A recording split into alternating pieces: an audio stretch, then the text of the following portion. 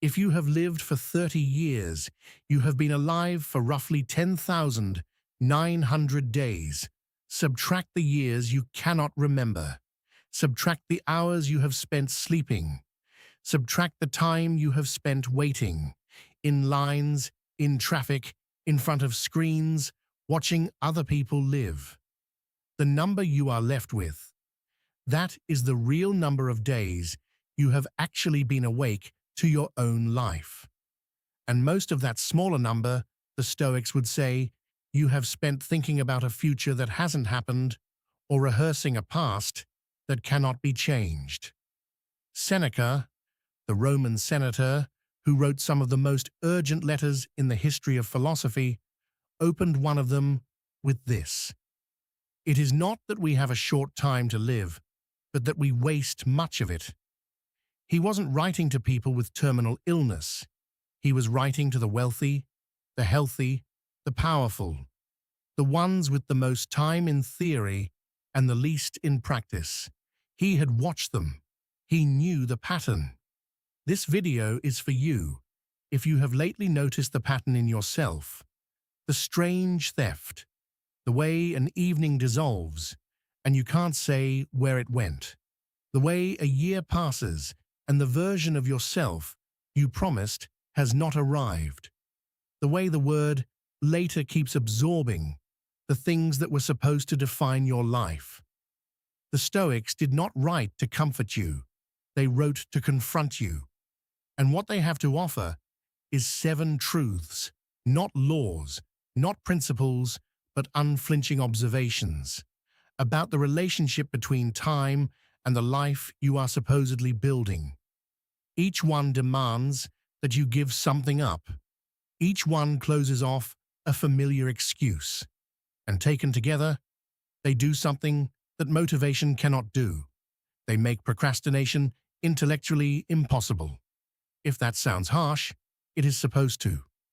The school we now call Stoicism was founded in Athens around 300 BCE by a Phoenician merchant named Zeno of Citium. He had been shipwrecked, lost his cargo, and stumbled into a bookshop that happened to be selling Xenophon's account of Socrates. He stayed in Athens, he studied, and eventually he began teaching at the Stoa Poikilē, the painted porch, a public colonnade in the marketplace, deliberately chosen so his philosophy would be heard by ordinary people, not just academic elites. This origin matters because Stoicism was always a practical philosophy. It was built for human beings who had to operate inside the world: merchants, soldiers, statesmen, and slaves, not for monks who had withdrawn from it. 3 figures stand at the center of the tradition. Epictetus, born a slave, whose lectures, recorded by his student Arrian, became the Discourses and the Enchiridion. Seneca, one of the wealthiest men in Rome, tutor to Nero, whose letters to Lucilius are perhaps the most concentrated study of time ever written. And Marcus Aurelius, Emperor of Rome, who wrote private notes to himself in the Meditations, never intended for publication, never optimized for an audience. The deepest of their conclusions about time is contained in a short Latin treatise by Seneca called De Brevitate Vitae, on the shortness of life. The argument it makes is brutal in its precision. The problem is not that life is short. The problem is that we behave as if it were infinite. We postpone what matters because we assume there will be a later. We tolerate what drains us because we assume the cost is small.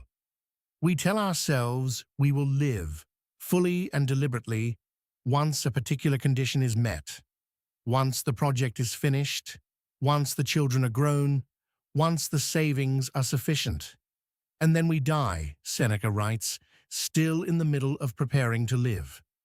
Vita, si utiscias, longa est, life, if you know how to use it, is long. The verb is uti, to use, not to have. The error is not in the quantity of time given to us. The error is in how we relate to it. And the 7 truths that follow are the operating instructions for that relationship. The Stoics will not tell you that time is precious. They will tell you something harder. They will tell you exactly where your time is going right now, and they will not soften it. Of all the things you can lose, money, health, reputation, even people you love, time is the only one with no recovery mechanism. You can rebuild a business. You can recover from illness. You can repair a relationship.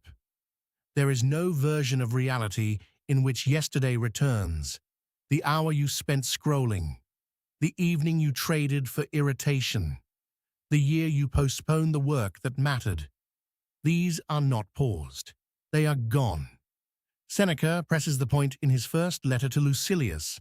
Omnia Lucilii aliena sunt, tempus tantum nostrum est. Everything, Lucilius, belongs to others. Only time is ours. And immediately he sharpens it. Nec hoc quidem nostrum. And not even this is ours, because we let it be stolen so easily. The most valuable thing a human being possesses is also the thing most casually surrendered. Notice the point. Time is not lost to dramatic catastrophes. It is lost to small, daily, unconscious surrenders. The half-hour conversation you didn't want to have, but couldn't say no to. The 2 hours of media consumption that did not enrich you. The years of low-level relationship friction you chose not to address. None of these were forced upon you. You gave them away. The Stoics had a word for the practice of guarding your time. Prosochē, sustained, vigilant attention to where your awareness is going. Epictetus uses the term repeatedly in the discourses. It does not mean anxious self-monitoring. It means the simple habit of asking, throughout the day, what am I doing with this hour? Is it being spent or being lost? Seneca's recommendation is to keep an ongoing internal ledger. At the end of each day, account for it. Not in moral terms, not in self-flagellation, but in factual terms. How much of today did I direct? And how much directed me? The aim is not perfection. The aim is awareness. Because what is unmeasured does not get protected. There is a specific reason this matters. The mind, left to itself, treats time as if it were renewable. We have an evolved blindness to its finitude. We act as if there will always be another year for the unwritten book, the unpursued relationship, the unrealized self. Memento Mori, the second truth, exists specifically to break that blindness. Before we move to the second truth, hold this one for a moment. The hour you are spending right now is being deducted from a finite balance you cannot see. Every hour from this point forward is the most expensive resource you possess. More expensive than money, more expensive than effort, more expensive than any material thing. You will spend the next hour somehow. The question Seneca puts to you across 2,000 years is simple, consciously or unconsciously, because those are the only 2 options, and the difference between them, accumulated over decades, is the difference between a life and the simulation of one. The second truth follows directly from the first. Time is finite because you are finite. Every breath, every heartbeat, every sunrise is a step toward an ending you cannot postpone. The Stoics did not flinch from this. They built a practice around it. Memento Mori, remember that you must die. The misunderstanding is to treat Memento Mori as morbid. It is not. The Stoics treated death the way a physician treats a diagnosis, as a fact whose acknowledgement changes how you live. Marcus Aurelius writes, in Book 2 of the Meditations, "You could leave life right now. Let that determine what you do and say and think." This was not a man romanticizing death. This was the most powerful man in the world, correcting his own drift toward thinking he had infinite time. The brutal part is this: you already know. You have felt it in the moments when something reminded you of mortality, a friend's diagnosis, a near miss in traffic, an anniversary of a death. And for a few hours afterward, your priorities clarified. The trivial revealed itself as trivial. The important became obvious. And then slowly, the awareness faded, and you returned to spending your hours as if there were an unlimited supply. Seneca writes On the Shortness of Life that only what we have lived fully and deliberately is ever truly ours. The rest, the hours given to distraction, to performance, to vague, unfocused worry, those hours did not belong to us. We existed during them. We did not live them. The Stoic practice is to bring death close, not to depress yourself, but to clarify yourself. Sit for a moment, occasionally, and ask, if I were given 1 year, exactly one, what would I stop doing today? Not as a fantasy, as a working budget. Because the question is not hypothetical. The only thing that is hypothetical is the assumption that you have unlimited years to course correct. There is a particular cruelty in postponement. It is the assumption that the next version of your life will be the one in which you finally act. The Stoics observed across centuries that this version does not arrive. There is only the version that is alive right now and what it chooses to do. Hold this truth as well. The body you are inside is on a countdown you cannot pause. The mind that is processing these words is built on biological hardware that is wearing down with every minute. This is not a depressing observation. It is the precise opposite. It is the only observation that makes today important. Marcus Aurelius did not write Memento Mori to himself because he was afraid. He wrote it because forgetting was the actual enemy. Live this hour as if it had weight, because it does. The third truth pivots from time wasted to suffering invented. Seneca writes one of the most quoted lines in all of Stoic literature: Plura sant Lucili, quae nos terrain quam quae premunt, et saepius opinione quam re laboramus. There are more things, Lucilius, that frighten us than crush us, and we suffer more often in imagination than in reality. If you actually measure it, if you sit for an hour and ask honestly, what am I afraid of? You will discover that almost all of your anxiety concerns events that have not occurred and may not occur. The conversation you are dreading, the outcome you are catastrophizing, the judgment you are rehearsing the defense for. These are not happening. They are being simulated vividly by a mind that has not yet learned to distinguish simulation from reality. The Stoics did not deny that bad things happen. They observed that bad things happen far less often than we suffer about them. And the suffering we generate in advance, in our imagination, costs us a real toll, in attention, in energy, in time, that the actual event, when it arrives, often does not require. There is a technique the Stoics developed specifically for this. It is called premeditatio malorum, the premeditation of evils. Notice that it is not premeditation in the sense of worrying. It is a structured practice. You sit, you bring the feared event clearly to mind, you ask precisely what would happen if it came to pass, and you locate the response. You do this once, with full attention.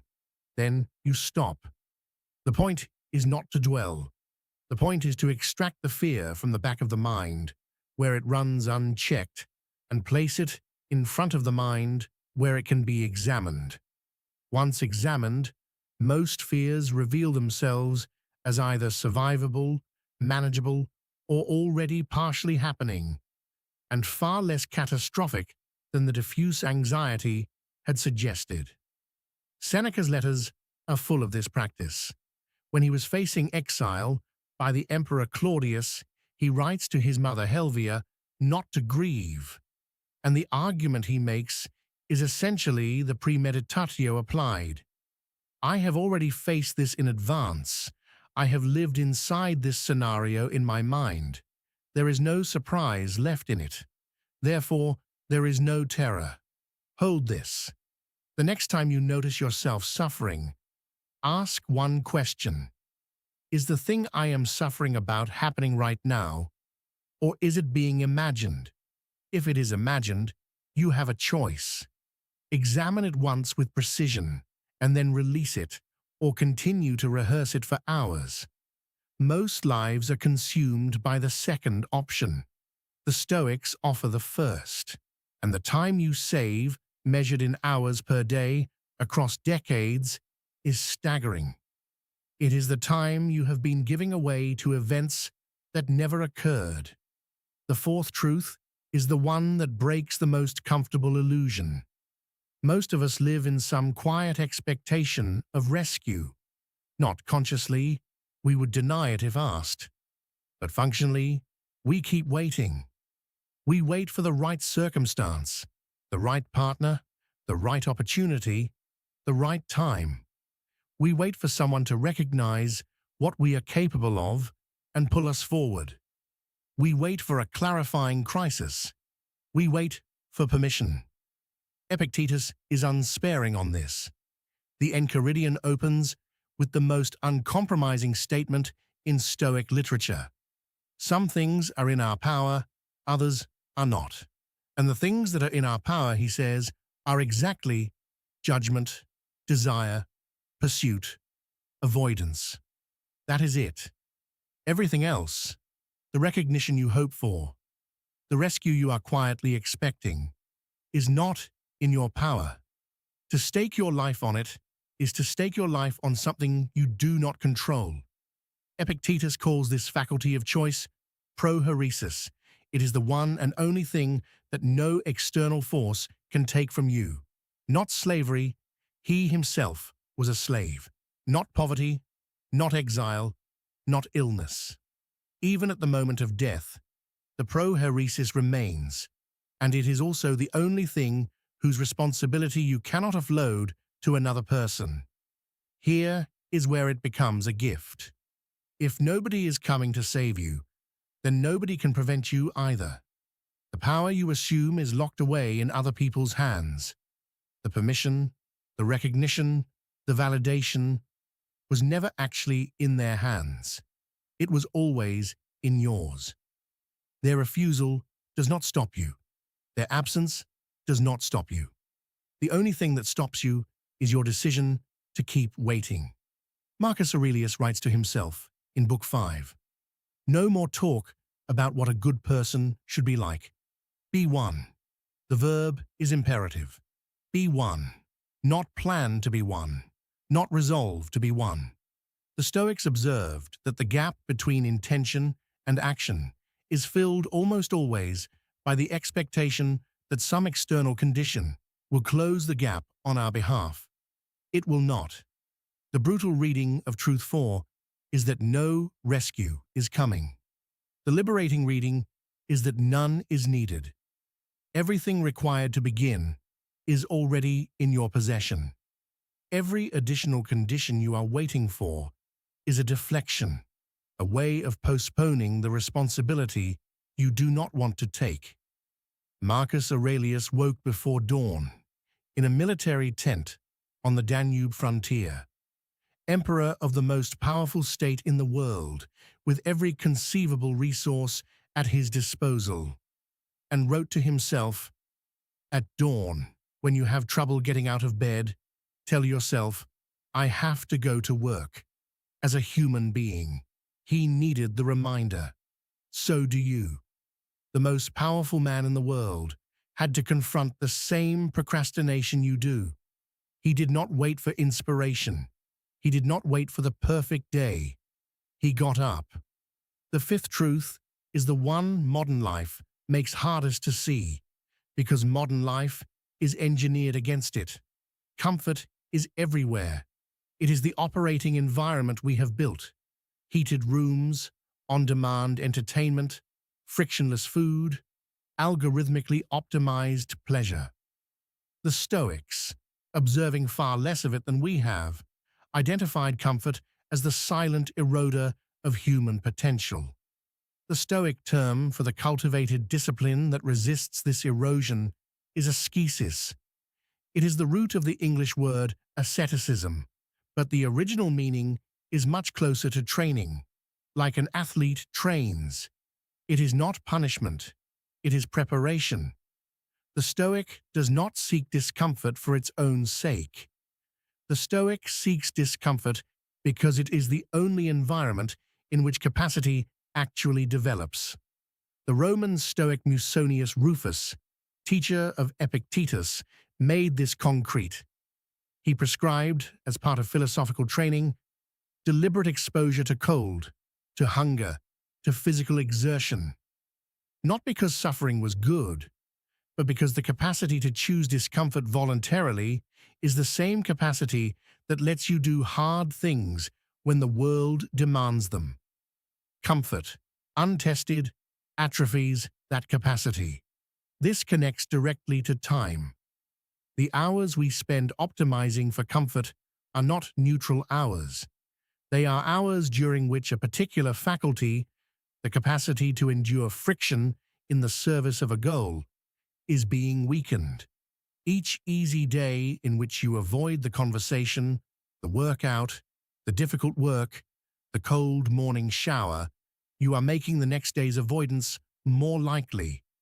Seneca observed this in his own life. He was wealthy, and he knew the seduction of that wealth. So periodically, he practiced what he called pauperies, meditata, meditated poverty. He would set aside a few days, eat the simplest food, wear the roughest clothes, sleep on the hardest bed, not to suffer, but to prove to himself that comfort was not necessary for his well-being, so that when it was removed, he would not panic. The brutal observation embedded in Truth 5 is this: the version of you that you most want to become, the one with the discipline, the focus, the capacity for sustained effort, does not arise from a life of comfort. That version is forged in the gap between what is easy and what you choose to do anyway. The practice is simple and small. One difficult thing per day, voluntarily chosen. A cold ending to the shower. A walk in weather you would have avoided. A conversation you have been postponing. The point is not the difficulty itself. The point is the habit of choosing it. Because every time you choose discomfort consciously, you reclaim a small fragment of authority over your own life. And the self the Stoics meant by aretē, by excellence, is constructed entirely from those small acts of recovered authority. The sixth truth dismantles a particular illusion the modern mind clings to, the belief in a future self who will do what the present self will not. We imagine this future self frequently. We discuss them with friends. We make plans that depend on them. Next month, I will start. Next year, I will commit. After this project ends, I will become a different person. The Stoics knew this fiction intimately. Marcus Aurelius writes to himself in Book 2, "Stop talking about what a good person should be like. Be one." In Book 4, "No more time for theorizing. No more time for the procrastination disguised as planning." He was writing to himself because he was doing the same thing. The truth Marcus arrived at, painfully and repeatedly, is that the future self does not exist as a separate entity. There is only the self that is alive now, and what it does. The self of next month will be exactly the self of today, plus the actions you take in the intervening days. If those actions are zero, if you continue to wait, plan, prepare, without acting, the future self will be identical to the present self. The waiting itself is the choice. Seneca has a sharper formulation in his letters. Dum diffitur vita, transcurrit, while life is being postponed, it is running by. The Latin verb transcurrit, to run across, to slip past, captures the exact mechanism. Life does not announce itself. It does not wait for you to be ready.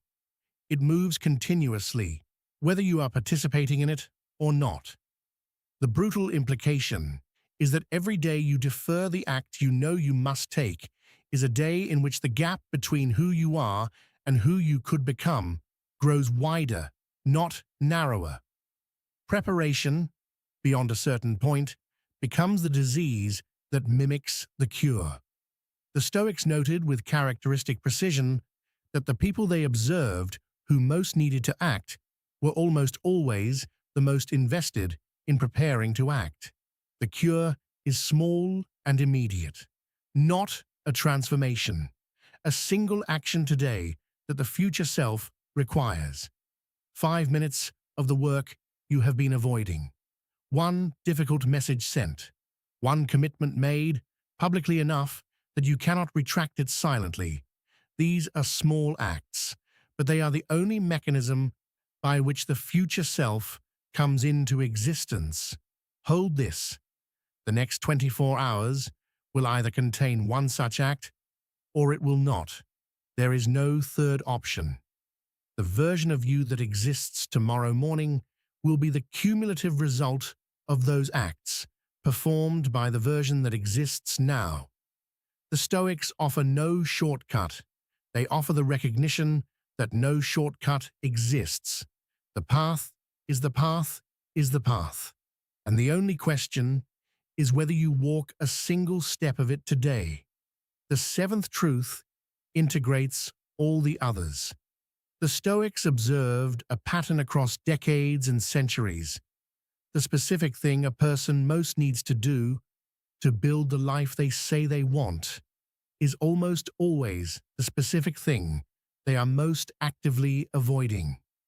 The avoidance is not random. The avoidance maps perfectly onto the requirement, the conversation you cannot bring yourself to have, the honest assessment of the relationship that is no longer serving you, the work that requires you to be visible, to be judged, to risk failing publicly, the discipline that requires giving up the comfort you have organized your life around. The Stoics notice that what you are running from is, with remarkable consistency, the thing on the other side of the future you claim to want. The currency of building a real life is aretē, excellence, virtue. And aretē in the Stoic system is composed of 4 specific things: phronesis, practical wisdom; dikaiosune, justice; andreia, courage; and sophrosine, temperance. Each one requires that you do something the lower part of you does not want to do. Each one is purchased with the exact action you are postponing. This is the brutal symmetry. The life you want is on the other side of the action you are avoiding. The cost is exactly the action, not effort in general, that specific action. And the failure to act is not free. It is paid for in stagnation, in the slow accumulation of regret, in the widening gap between the person you describe yourself as and the person you actually are. Seneca writes to Lucilius the linked imperatives: to do something and to be something. The verbs are connected. Being is downstream of doing. The Stoics insisted on this against all the comforting philosophies that suggest otherwise. That virtue is a state of mind, that intention is enough, that the inner life can be cultivated separately from the outer one. The Stoic answer is no. The inner life is built by the outer actions. The two cannot be separated. The Stoic discipline collapses the gap between knowing and doing. Most people know what they need to do. The Stoics observed that knowing without doing is not just incomplete, it is corrosive. Each time you know what to do and fail to do it, the capacity to act decays slightly. Over years, this decay produces a particular kind of person, the one who can describe the good life eloquently but never lives it. The seventh truth is not asking you to be brave. It is asking you to notice, to name the specific action you have been avoiding, to trace, with honesty, how directly that action connects to the life you want, and to recognize that the cost of that life is exactly that action. No more, no less. If you cannot pay the cost, you cannot have the life. That is not cruelty. That is just the way the equation works. And the Stoics, 2,000 years ago, looked at it directly and refused to pretend otherwise. 7 truths, each one a description of how time and action and self actually work, not how we wish they worked. Time is the only currency you cannot earn back. So treat it accordingly. You are dying every day, and you already feel it. So let that knowledge sharpen what you do today. Most of your suffering is happening in a future that does not exist, so stop generating it. Nobody is coming to save you, and that is the gift, because everything required is already in your hands. Comfort is the silent thief of who you could become. So choose, every day, one small discomfort that builds the self you want. Your future self exists only if you act today. So act today, even one action, even small. The life you want costs what you keep avoiding. So name the avoidance and pay the cost. The Stoics did not promise that this would be easy. They promised that it would work. Epictetus, born a slave, taught freedom. Seneca, condemned to death, taught equanimity. Marcus Aurelius, ruler of an empire, taught humility. Each one tested these truths against the worst that human life could offer, and each one found them adequate. What they offer you is not motivation. Motivation fades within hours. What they offer is a structure, a way of relating to time and action that once internalized removes the possibility of unconscious drifting. There is one final thing the Stoics would say. You know which of these 7 truths is the one that names your specific failure. You felt it as you watched. You knew the precise truth that addressed the particular avoidance running in the background of your life right now. That truth is where your practice begins, not tomorrow, not when the conditions are right, not when you have finished preparing. Now,